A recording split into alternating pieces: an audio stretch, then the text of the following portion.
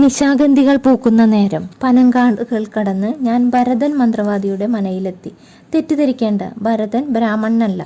മന്ത്രവാദ്യത്തിന് പേരുകേട്ട ചക്കുവള്ളി തറവാട് വിലയ്ക്ക് വാങ്ങി മന്ത്രവാദം ചെയ്യുന്ന നല്ല കാളി ഉപാസകനാണ് ഭരതൻ. പഴമക്കാരുടെ വാക്കുകളിൽ നല്ല ഒന്നാന്തരം ശൂദ്രൻ. പണ്ട് ബ്രാഹ്മണൻ മന്ത്രം ചെയ്യുന്നത് ശൂദ്രനോ മറ്റു ജാതിക്കാരോ കേട്ടാൽ ചെവിയിൽ ഈയം ഒഴിക്കുന്ന ഒരേർപ്പാടുണ്ടായിരുന്നു. കാലം മാറി. കാലത്തോടൊപ്പം മനുഷ്യനും അവൻ്റെ ചിന്തകളും മാറി. പനങ്കാടുകളിലെ ചെമ്മൺ പാതയ്ക്കരിടയിലൂടെ എൻ്റെ ചെറിയ കാറിൽ ഞാൻ സന്ധ്യ കഴിഞ്ഞ് ഭരതൻ്റെ അടുത്തെത്തി. എന്തിനാവും ഭരതൻ എന്നെ ആളയച്ച് ഇങ്ങോട്ട് വരുത്തിച്ചത്? ചക്കുള്ളിവന വാങ്ങുന്ന കാര്യം വളരെ മുമ്പ് എന്നോട് ആലോചിച്ചിരുന്നു. ഐതിഹ്യമലയിലെ കഥാകാരൻ മറന്നുപോയ ഒരു മാന്ത്രിക തറവാട് തന്നെയാണ് ഈ ചക്കുവള്ളിയും. കോട്ടയത്തെ സൂര്യകാരുടെ മലയോളം തന്നെ പഴക്കവും ഐതിഹ്യവും ചക്കുവള്ളി തറവാട്ടിനുണ്ട്. എൻ്റെ നോവലുകളിലും പ്രേതാനുഭവങ്ങളിലും വിശദമായി ഞാൻ ചർച്ച ചെയ്യാറുമുണ്ട്. ഇപ്പോൾ ഭരതൻ ഇങ്ങോട്ട് വന്നതിന് ശേഷം ആദ്യമായിട്ടാണ് ഞങ്ങൾ കാണാൻ പോകുന്നത്. ഞാൻ ചെല്ലുമ്പോൾ പരികർമ്മികൾ പലരും മുറ്റത്ത് നിൽക്കുന്നുണ്ടായിരുന്നു. എന്നെ തിരിച്ചറിഞ്ഞപ്പോൾ ചിലർ വന്ന് സൗഹൃദം പുതുക്കി. ഭ്രാന്തിനും മാനസിക അസ്വസ്ഥതയ്ക്കും വിഷം തീണ്ടി എത്തുന്നവരെയും ചികിത്സിക്കുന്ന ഒരു കെട്ടിടം ഭരതൻ അവിടെ പണിയുകയും ചികിത്സ നടത്തുന്ന വിവരം അവിടെ ചെന്നപ്പോൾ അറിയാനും കഴിഞ്ഞു. ഭരതൻ കളരിയിലാണ് എന്ന് അറിഞ്ഞു. ഞാൻ എത്തിയാൽ കുളിക്കാനും വിശ്രമത്തിനുമുള്ള എല്ലാ സംവിധാനവും ഭരതൻ ഏർപ്പാടാക്കിയിട്ടുണ്ടായിരുന്നു. പ്രധാന പരികർമ്മി ഹരിനാരായണൻ എന്നോട് പറഞ്ഞു, നല്ല ആമ്പൽക്കുളമുണ്ട്, ലേശം നടക്കണം, ഒന്ന് കുളിച്ചു വന്നാൽ യാത്രാക്ഷീണം പമ്പ കിടക്കും, ഞാനും കൂടാം. ഉറക്കത്തിന് പറ്റിയ ലക്ഷ്മി വിലാസം തലയണയുണ്ട്, ഞാൻ എടുത്തു തരാം. കുളത്തിലെ കുളിയെക്കുറിച്ച് ഓർത്ത് ഞാനും സന്തോഷപ്പെട്ടു. ഹരിനാരായണ എത്തി. എണ്ണ തേച്ച് ഞാനും നടന്നു. കുളിക്കടവിലേക്ക് വൈദ്യുതി എത്തിയിട്ടില്ല. അപേക്ഷ കൊടുത്തിട്ടുണ്ട്. 4 തൂണ് വലിക്കണം. പിന്നെ വൈദ്യുതി ക്ഷാമത്തിൻ്റെ പേര് പറഞ്ഞ് ആ അപേക്ഷ ഇപ്പോൾ അങ്ങനെ മുടങ്ങിക്കിടക്കുകയാണ്. ഹരിനാരായണൻ പറഞ്ഞു തുടങ്ങി. ഞാൻ എല്ലാം മൂളിക്കേട്ട് ശരിവെച്ചു. നഗരത്തിൽ ജീവിച്ചിട്ട് ഇങ്ങോട്ട് വന്നപ്പോൾ ആദ്യമൊക്കെ ഇത്തിരി പ്രയാസമായിരുന്നു. ഭരതേട്ടന് പിന്നെ ഇതൊക്കെ ഒരു ഉത്സവമാണ്. എനിക്ക് ഭാര്യയും കുട്ടിയൊക്കെ ഉണ്ട്. ജീവൻ വെച്ചുള്ള കളിയാ ഭരതേട്ടൻ്റെ കൂടെ. പ്രേതവും പിശാചുമൊക്കെ മൂക്കർക്ക് തമാശയാണ്. ഹരിനാരായണൻ്റെ വാക്കുകളിൽ അവിടെ താമസിക്കുന്നതിൻ്റെ അസ്വസ്ഥത എനിക്ക് മനസ്സിലായി. വാക്കുകളുടെ പ്രയോഗരീതിയും അസ്ഥാനത്തുള്ള പ്രയോഗങ്ങളും ചില കാര്യസ്ഥന്മാർ സ്ഥിരം ഉപയോഗിക്കുന്ന നമ്പറുകളാണ്. 49 വർഷത്തെ അനുഭവ സമ്പത്ത് കൊണ്ട് കാര്യം കാണാൻ നമ്മളെ സ്തുതിച്ച് സുഖിപ്പിക്കുന്നവരെയും പിന്നീട് തരം പോലെ സ്വന്തം നിലനിൽപ്പിനു വേണ്ടി നമ്മളെ തള്ളിപ്പറയുന്ന ശുംഭന്മാരെയും ഞാൻ കണ്ടിരിക്കുന്നു.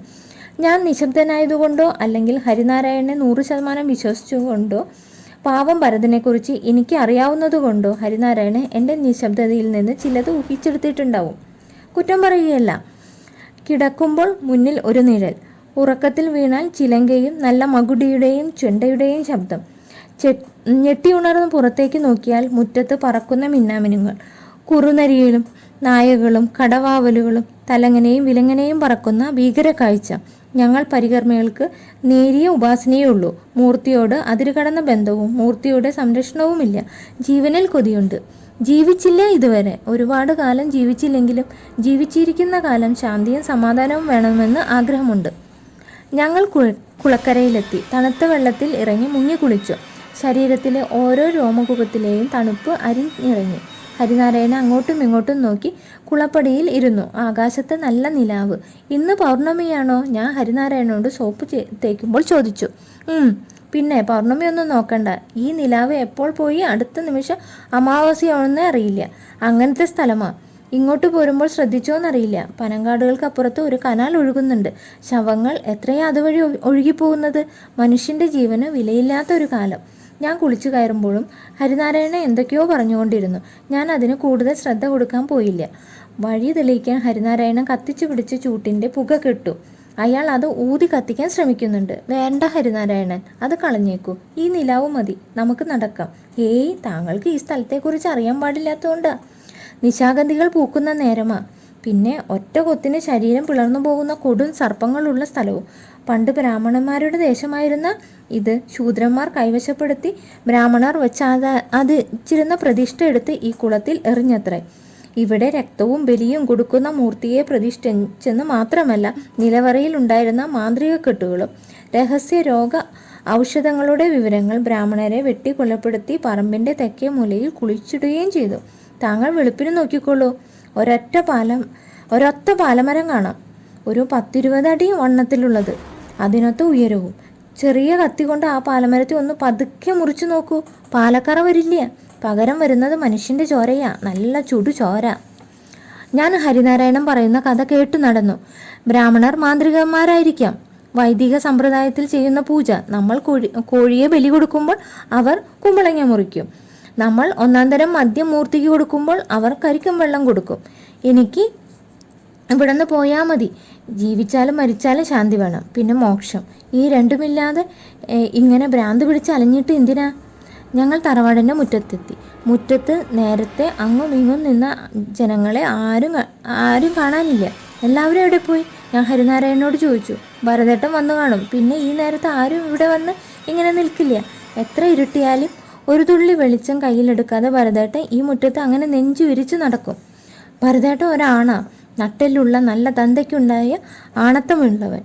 മുമ്പിൽ യക്ഷി മുടിയഴിച്ചിട്ട് വന്ന് നിന്നാലും മുഖത്ത് നോക്കി ഭരതേട്ടൻ ഒന്ന് മൂളും. പിന്നെ നടുവയിൽ ഉയർത്തി ആ ഉറച്ച ശബ്ദത്തിൽ പറയും, നിന്റെ കളി ഈ പറമ്പിൻ്റെ പുറത്ത്.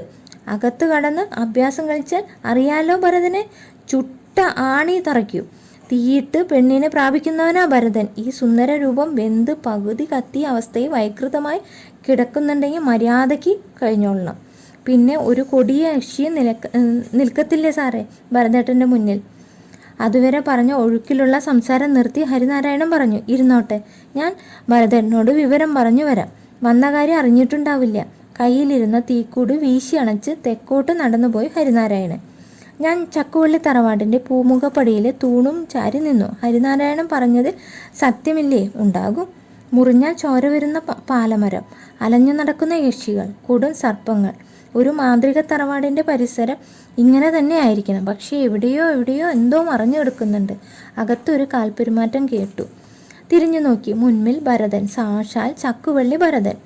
എന്താ ഇവിടെ നിന്ന് കളഞ്ഞത്? ഞാൻ അറിഞ്ഞില്ല. ഞാൻ നേരത്തെ എത്തി. ഹരിനാരായണൻ കൂട്ടിക്കൊണ്ടുപോയി ആമ്പലക്കുളത്തിൽ നന്നായി കുളിപ്പിച്ചു. പാവം ഒത്തിരി പരിഭവം പറഞ്ഞു. അറിഞ്ഞതായിട്ടും ഞാൻ പറഞ്ഞതായിട്ടും വെക്കണ്ട, വന്നോളൂ, അകത്തേക്ക് ഇരിക്കാം. എൻ്റെ ബാഗ് എടുത്ത് ഭരതൻ്റെ ഒപ്പം അകത്തേക്ക് നടന്നു.